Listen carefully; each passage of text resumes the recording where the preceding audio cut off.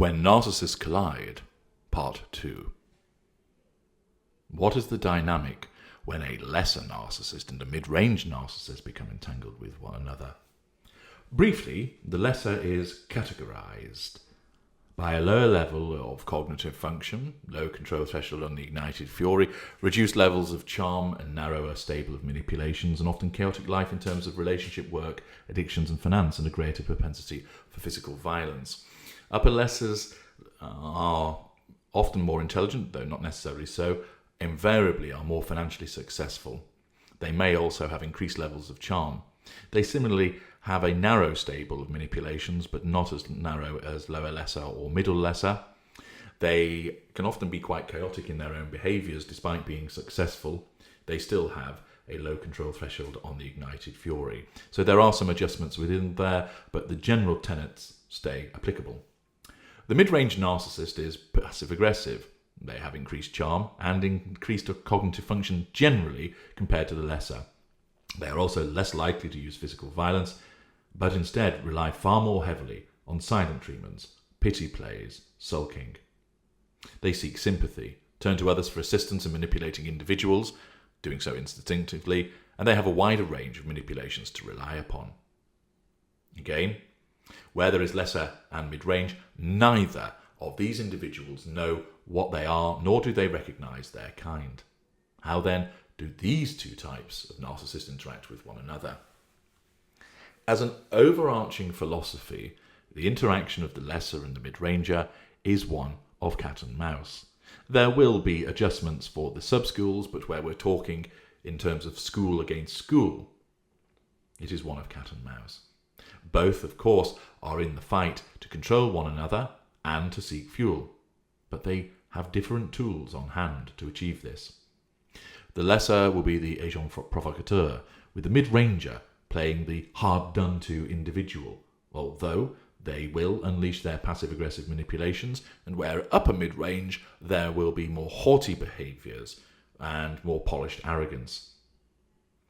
Within the familial narcissistic dynamic, of course, there is no seduction between the two as a consequence of the two individuals being brought together by reason of being related. Let us take the example of two adult sisters. The lesser will start by looking to draw fuel and assert control from the mid-range narcissist sister by competing with her. The lesser is likely to be envious of the mid-range sister, who may well be perceived as more accomplished and successful in terms of job, quality of home, spouse, social circle, looks, etc. The lesser will, of course, regard this success as an inherent criticism of the lesser and will thus be wounded. Control is threatened, fury ignites. The lesser sister cannot help but lash out at her mid-range sister, and will do so by accusing her, for example, of having her nose stuck in the air, being Lady Muck, suggesting her achievements are not her own but those of other people, and so on. Anything is thrown at her in order to try and achieve the upper hand in the dynamic between the two. The aggression exhibited by the lesser sister towards the mid-range sister will provide the mid-range sister with some fuel, but it is a challenge, and therefore she has to reject this threat to her control, and will invariably do so by pity play and sympathy symphonies, either from the aggressive lesser, but more usually from third parties, other members of the family, and will thus be asserting control in an indirect fashion. Thus, one can expect in the context of, say, a family gathering, the lesser will feel the need, driven by the instinctive response caused by their narcissism, to attack the mid-range sister, often with ad hominem insults such as, "You've put more weight on since the last time I saw you," or "I've a dress like that, it doesn't suit me either." If the lesser makes these comments in an angry or savage fashion, as well, additional fuel is provided. The narcissist, who is the mid-ranger, may respond directly or seek sympathy fuel from the non-narcissist third parties, or may even withdraw. If the mid-ranger responds in a hurt manner to the provocation, the lesser receives fuel and is receiving control. However, if the mid-ranger bleats, "Why are you always picking on me?" or "Leave me alone, why do you have to be so hateful?" the lesser's gaining fuel, but of course they're being questioned, so the challenge continues. They then feel a threat to the assertion of their control. If the mid-range sister responds with a silent treatment, then of course no fuel is provided, and, in the circumstances, the lesser will pursue the mid-ranger to tackle that threat to control and to obtain fuel. The pursuit then will challenge the mid-ranger's sense of control, but will also provide her with additional fuel, because the lesser sister becomes more and more annoyed and frustrated by the icy silence given to her by the mid-ranger. The mid-ranger will maintain the silent treatment, thus asserting control and drawing additional fuel, and once that has been addressed, may well then continue to speak to the lesser. The lesser is in a more disadvantaged position. They have been deprived of fuel because the sister, who's mid-range, was not responding in any way, and that failure to respond would wound the lesser. She is not receiving fuel, and her control is being threatened, and therefore she would keep going at her mid-range sister, provoking, insulting, shouting, etc., until somebody else intervenes or the lesser storms off and asserts control by withdrawal and seeks fuel elsewhere. If these two sisters, however, are in isolation, any interaction will soon descend into an argument, and the mid-ranger implementing a silent treatment in order to defend herself does not provide fuel to the lesser and threatens her control. The lesser will be forced to keep goading the mid-ranger, provoking her, trying to get fuel out of her, and as a way to assert control over her, until such time as this is achieved.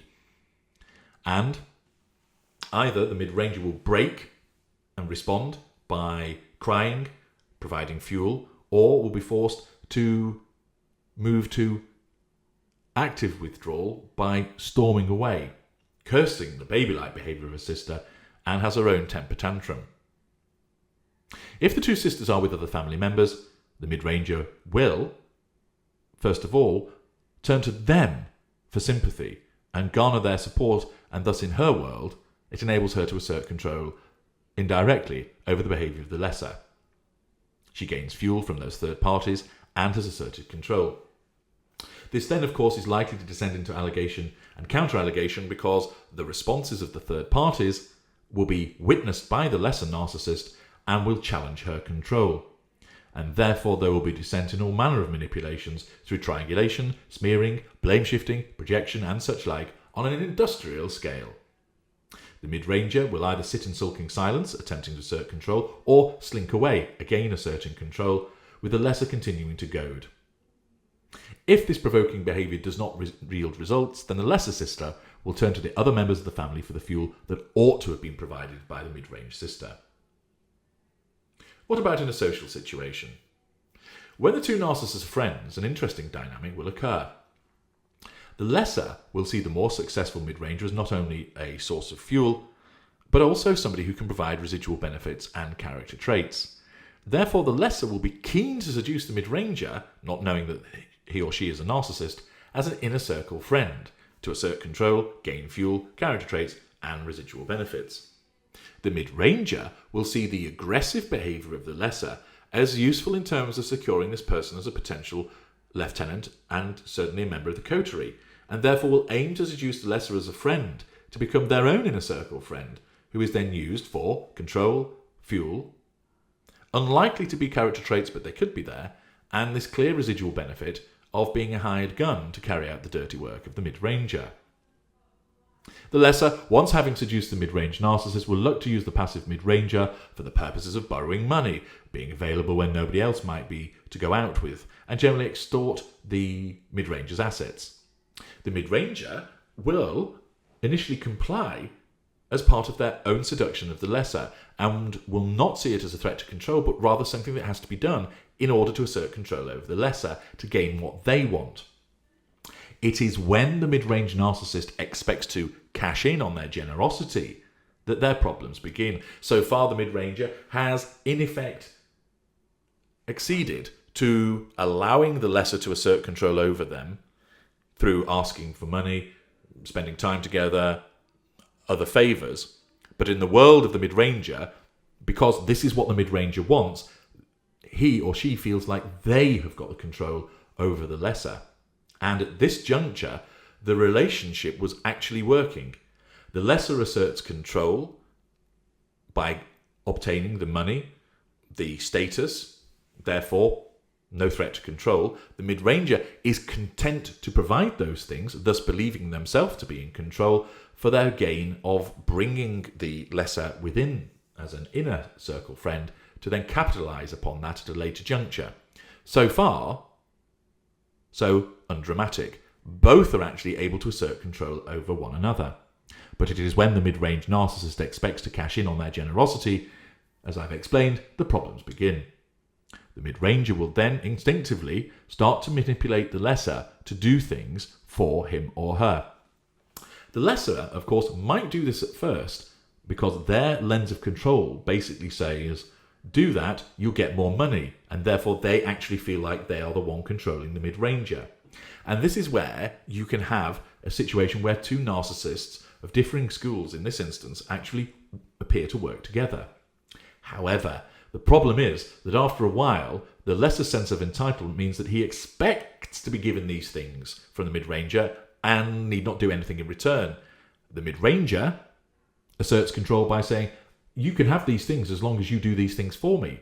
And of course, when the lesser decides no, that threatens the mid-ranger's control, and thus this is when the problems start.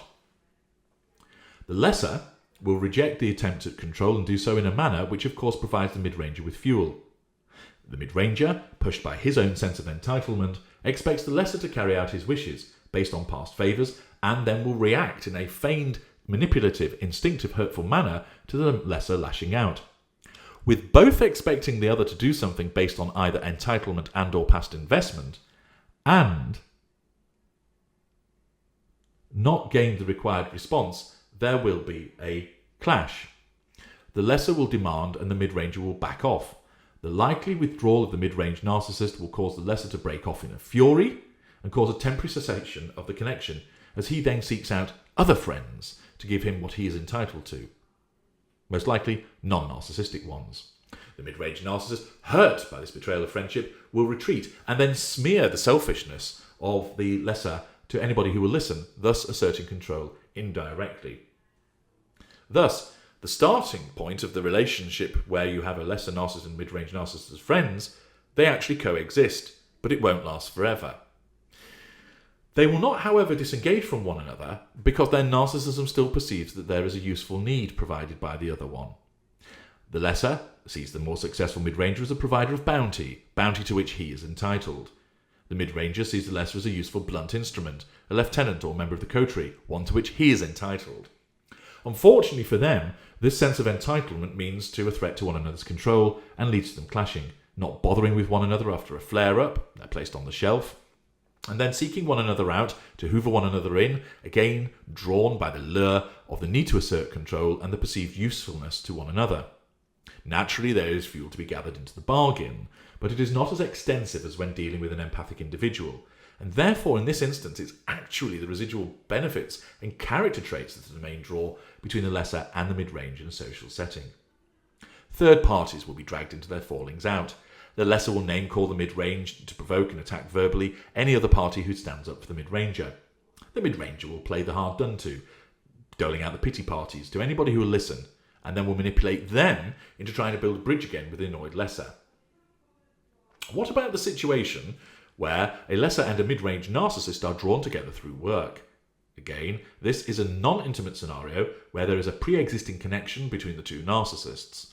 Similar to the social setting that I've just described, the two narcissists will be looking to the other for control and fuel, and moreover the sequestration of residual benefits. The lesser will expect the mid-range to be doing him favours such as lessening his workload, supporting him for promotion or a pay rise, dealing out favourable work and such like, since the mid-ranger is, in all likelihood, going to hold a slightly superior position to the lesser.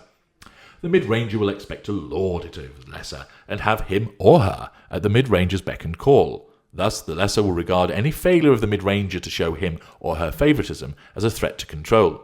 The lesser's fury will be ignited, and unable to keep it under control, he or she will lash out at the mid-ranger and others, causing disruption and potentially disciplinary action as the hurt mid-ranger goes to the hardly relevant department.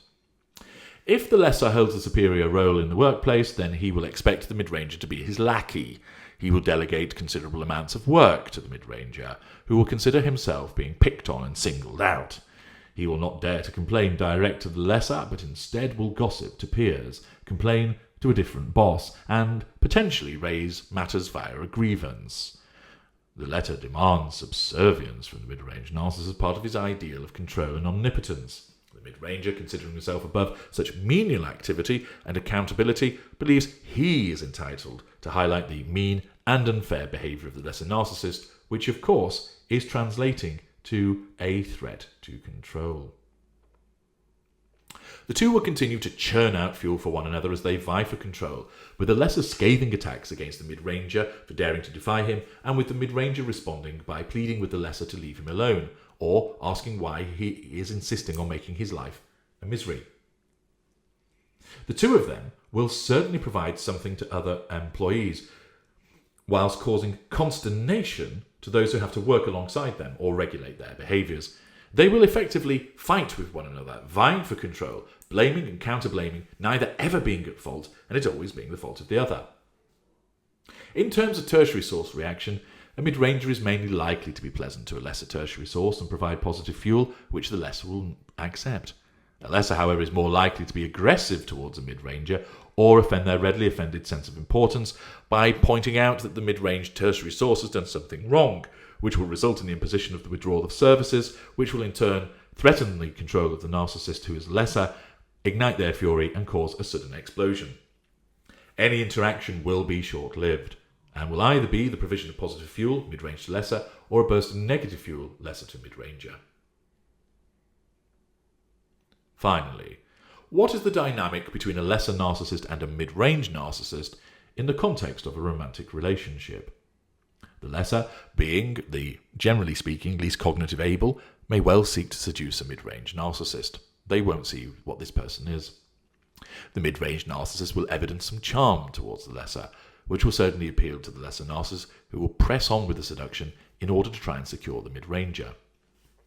The mid-ranger, however, is likely to regard the lesser as not fulfilling the requisite empathic traits, instinctively picking up on this. Whilst the mid-ranger is not aware of specifically what he or she wants, he will have an instinctive awareness of the traits in a prospective romantic partner which, in effect, make him feel better through the provision of fuel and the assertion of control. These traits are explained in my book, Sitting Target. These traits will be absent in the lesser, because not only are the empathic traits absent, the lesser lacks the cunning and guile and the energy or inclination to feign them to any extensive degree which would satisfy the mid-ranger's needs. Thus, unless the mid-range narcissist is absolutely desperate for a primary source, he or she is unlikely to complete the seduction of a lesser as an intimate partner primary source. They will break off, go elsewhere, and reject the overtures of the lesser, deeming them in effect to not tick the right boxes. The lesser will not try to press the seduction, since this rejection by the mid-range narcissist will cause his fury to ignite as a consequence of being wounded and his low control threshold on his ignited fury. He will lash out at the mid-ranger and be forced to find a different primary source rather than selecting another narcissist. Thus, in most cases, the lesser will flare up as his seduction is derailed, and the mid-ranger will withdraw, training his or her sights elsewhere. Even if the lesser is in desperate straits to secure a primary source, he will not be able to ensnare the mid-range narcissist, who will find his or her own needs unmet. However, if the mid-ranger is the party which is desperate to find a primary source, they may settle for the lesser in such circumstances. Of course, the lesser will be content for this to happen, the increased level of charm and complementary behaviour of the mid-ranger satisfying, at least to begin with, the lesser's need for fuel. There are also likely to be character traits and residual benefits which will suit the needs of the lesser. Thus, if the lesser is the desperate party,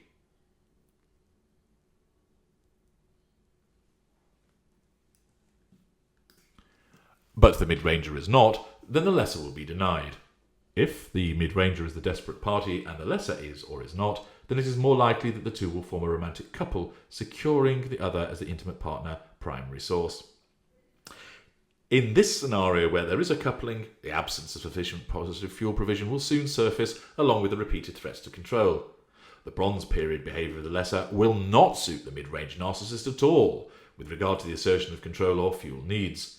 The selfishness and self-centeredness of the mid-ranger will not suit the lesser either, amounting to a threat to control, and thereafter there will be a very swift devaluation following after seduction. However, this is where a further interesting dynamic will occur, because it is actually in devaluation that the pair will meet one another's needs for far longer than they did in seduction. The lesser narcissist, disappointed and indeed infuriated by the mid-ranger's threat to control and poor positive fuel provision, will commence the devaluation. Being on the attack, her angry words, her fury, her nastiness will all be excellent fuel to the mid-ranger.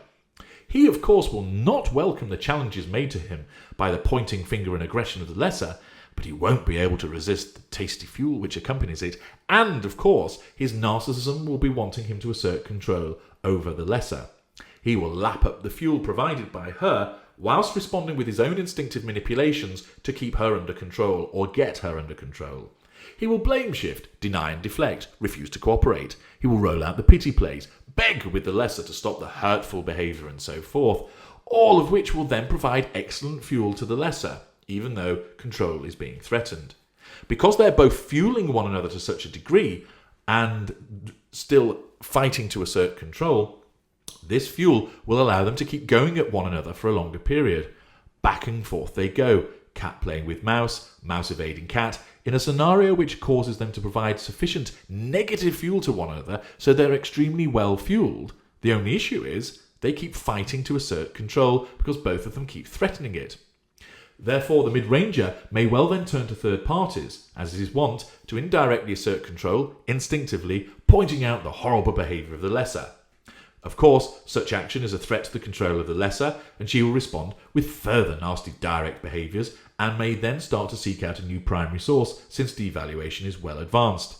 If the lesser finds an intimate partner secondary source which becomes a potential new primary source, news of her behaviour reaches the mid-ranger, either from third parties or, more likely, from the less than subtle lesser herself carrying out this affair in full view, and this of course wounds the mid-ranger. Such wounding will be significant, and the mid-range narcissist will then flounce off in a silent treatment, and, in so doing, as asserting ad control, look to find his own replacement primary source because of the unreliable, malfunctioning lesser. The lesser won't respond to the silent treatment.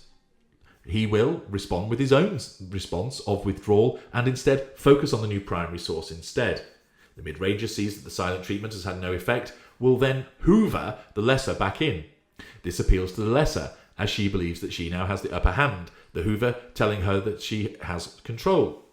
Although the mid-ranger will believe that he has it because he has caused the lesser to engage again. Their narcissistic perspectives are working in favour of them whilst working against them. Thus, they are then brought together again for a brief respite period. Of course, neither will then provide sufficient positive fuel, both will challenge one another's control, and therefore they will soon slump into devaluation again. This can go back and forth for some time. The death knell for this intimate relationship between the lesser and mid-range narcissist is when they both commence their search for a new primary source and they then find a suitable prospect. Up until that point, the negative fuel provided through devaluation is maintaining their required fuel levels, enabling to fight the threat to control because of the contrast, something, as you know, which is always required by our kind, between their respective styles, the aggressive lesser and the passive-aggressive mid-range narcissist. Thus, the devaluation can go on for some time, but once one or both of these narcissists turns their attention to a candidate intimate partner secondary source, then the end of the relationship is in the post.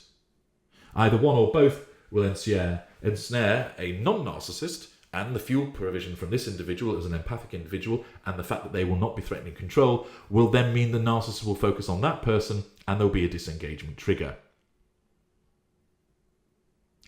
The narcissist will disengage from the other narcissist, installing the candidate as the new primary source, and the dynamic then ends. Of course, until such time as they hoover, when they devalue the new empathic victim. I'm H.G. Tudor. Thank you for listening.